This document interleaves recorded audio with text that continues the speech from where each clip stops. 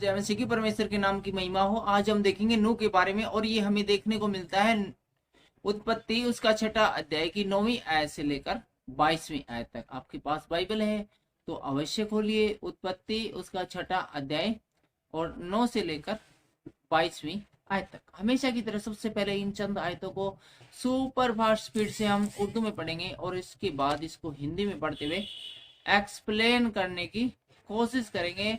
इसलिए कृपया 7 से 10 मिनट का टाइम इस वीडियो को जरूर दीजिए। परमेश्वर का पूरा वचन सुनना मतलब परमेश्वर की पूरी ब्लेसिंग पानी। तो शुरू करते हैं उर्दू में। नूह का नस्बाना ये है, नूह मर्दे रास्तबाज और अपने जमाने के लोगों में बेऐब था और नूह खुदा के साथ चलता रहा और उससे 3 बेटे सिम, हाम और याफत पैदा हुए।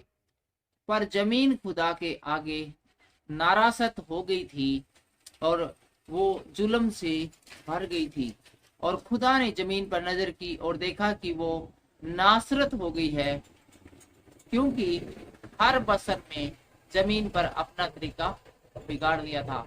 और खुदा ने नूह से कहा, तमाम बसर का खातिमा मेरे सामने आ पहुंचा है, क्योंकि उनके सबब से जमीन जुल्म से भर गई है। सो देख, मैं जमीन समेत इसको हलाक करूंगा।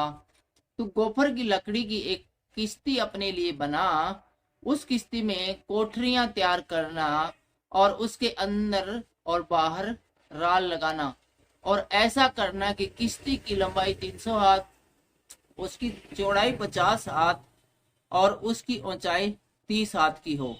और इस किश्ती में एक रोशनदान बनाना और ऊपर से हाथ पर छोड़कर उसे खत्म कर देना और उस किश्ती का दरवाजा उसके पहलू में रखना और उसमें 3 दर्जे बनाना, निचला, दूसरा और तीसरा। और देख, मैं खुद जमीन पर पानी का तूफान लाने वाला हूँ, ताकि हर बशर को जिसमें जिंदगी का दम है दुनिया से हलाक कर डालूं और सब जो जमीन पर है मर जाएंगे। पर तेरे साथ में अपना अहद कायम करूंगा और तू किश्ती में जाना, तू और तेरे साथ तेरे बेटे और तेरी बीवी और तेरे बेटों की बीवियां और जानवरों की हर किस्म में से 2-2 अपने साथ किश्ती में ले लेना, कि वे तेरे साथ जीते बचे वो नर हो मादा हो। और परिंदों की हर किस्म में से और सरिंदों की हर किस्म से और जमीन पर रेंगने वालों की हर किस्म से। 21वीं आयत को एक बार फिर से देखेंगे। और तू हर तरह की खाने की चीज लेकर अपने पास जमा कर लेना, क्योंकि यही तेरे और उनके खाने को होगा। और नूह ने यूं ही किया, जैसा खुदा ने उसे हुक्म दिया था वैसा ही अमल किया। परमेश्वर का वचन उर्दू में सुने जाने पर परमेश्वर आपको आशीष दे, बरकत दे। अब हिंदी में देखते हैं।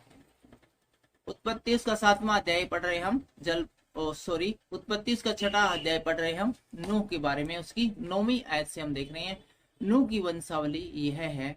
नूह धर्मी पुरुष और अपने समय के लोगों में खरा था। सबको पता है, एक लाइन सबको पता है कि नूह है वो धर्मी व्यक्ति था और बहुत खरा था, अय्यूब की तरह खरा था बिल्कुल। और नूह परमेश्वर ही के साथ चलता था और परमेश्वर के साथ चलता मतलब उसकी आज्ञाओं का पालन करता था। जो कुछ परमेश्वर को भाता था परमेश्वर ऐसा ही करता था जैसा कि मूसा करता था। और नूह से सेम, हाम और येतेब नामक 3 पुत्र हुए। और नूह के 3 पुत्र थे जिनके नाम है सेम, हाम और येपेत। उस समय पृथ्वी परमेश्वर की दृष्टि में बिगड़ गई थी और उस समय पृथ्वी है वो बिगड़ गई थी, परमेश्वर की दृष्टि में बिगड़ गई थी और उपद्रव से भर गई थी। और आयत के अंदर लिखा है, तब परमेश्वर ने नूह से कहा, सब प्राणियों के अंत करने का प्रश्न मेरे सामने आ गया है। और जब परमेश्वर ने चाहा कि पृथ्वी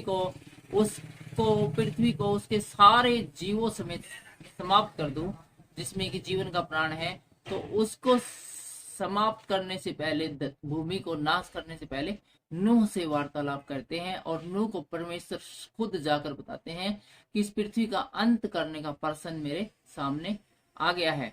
क्योंकि इसके कारण पृथ्वी उपद्रव से भर गई है, क्योंकि पूरी पृथ्वी के ऊपर उपद्रव हो गया है, इसलिए मैं उसको पृथ्वी समेत नष्ट कर लूंगा। इसलिए मैं इंसानों को, सब प्राणियों को नष्ट करूंगा और पृथ्वी समेत ही नष्ट करूंगा, इस पृथ्वी को भी मैं नष्ट कर डालूंगा।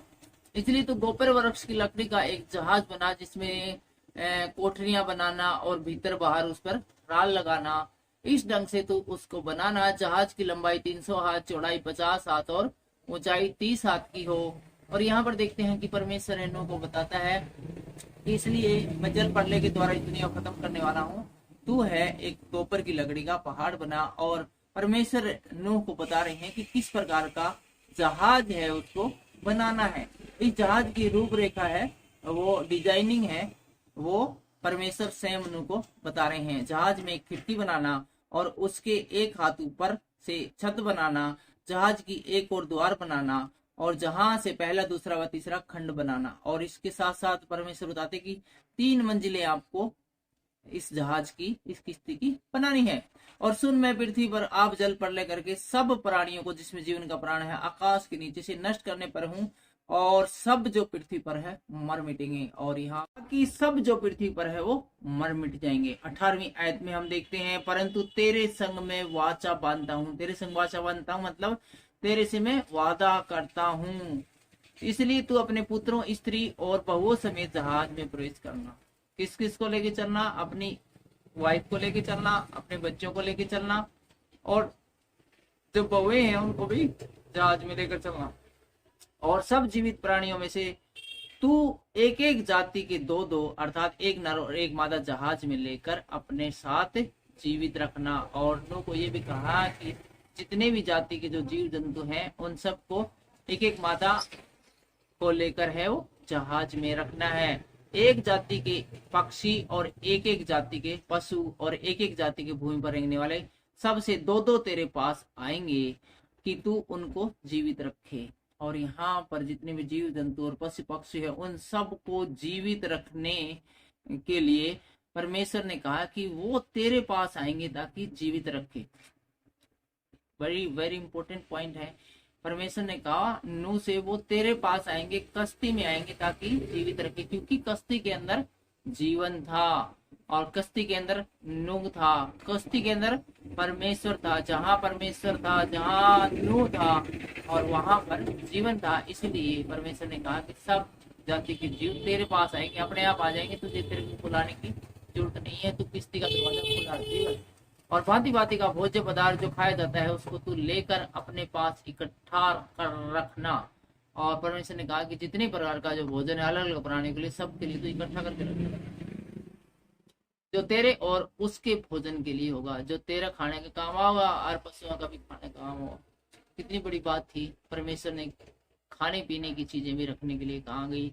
और आप सोच सकते हो कि जब हम नया नियम पढ़ते हैं तो वहां पर हम देखते हैं कि यीशु मसीह ने 5 रोटियों से 5,000 को खिला दिया था और रोटियां कम थी लेकिन खाने वाले बहुत थे। इसी प्रकार से जब नूह है, एक छोटा सा जहाज है जिसके अंदर सारे प्राणी आ गए, नूह भी है, उसका परिवार भी है और उनके भोजन सामग्री भी है, कितनी सारी चीजें हैं, पानी पीने के लिए पानी भी रखा होगा और बहुत सारी चीजें रखी होंगी, फिर भी सब कुछ उसके अंदर समाहित हो गया क्योंकि परमेश्वर उस किश्ती के अंदर था। जहाँ परमेश्वर हो वहाँ सब कुछ पॉसिबल होता है। इसलिए कुछ लोग सोचते हैं इतना कितना बड़ा जहाज था भाई, जिसके अंदर की सारी दुनिया भर के जीव जंतु पशु पक्षी आ गए, नूह भी आ गया, निवास भी आ गया, खाने पीने की सारी सामान भी रख दिए। तो ऐसे लोगों के लिए कहूंगा कि नया नियम पढ़े, उसके अंदर देखें यीशु मसीह ने कैसे 5 रोटियों से या थोड़ी सी मछलियों से कितने लोगों को खाना खिलाया था और कितने टोकरी बाकी बच गए थे, और किस प्रकार से यीशु मसीह है वो जल के ऊपर चलता हुआ पतरस के पास आया था। और जब पतरस उसके पास जाने लगा, इस मसीह के पास जल पर चलकर, तो उसने हवा को देखा और वो डर गया। तो ये सारी चीजें हैं, वो परमेश्वर के बारे में जो जानते हैं वो जानते हैं कि परमेश्वर के लिए कुछ भी असंभव नहीं है।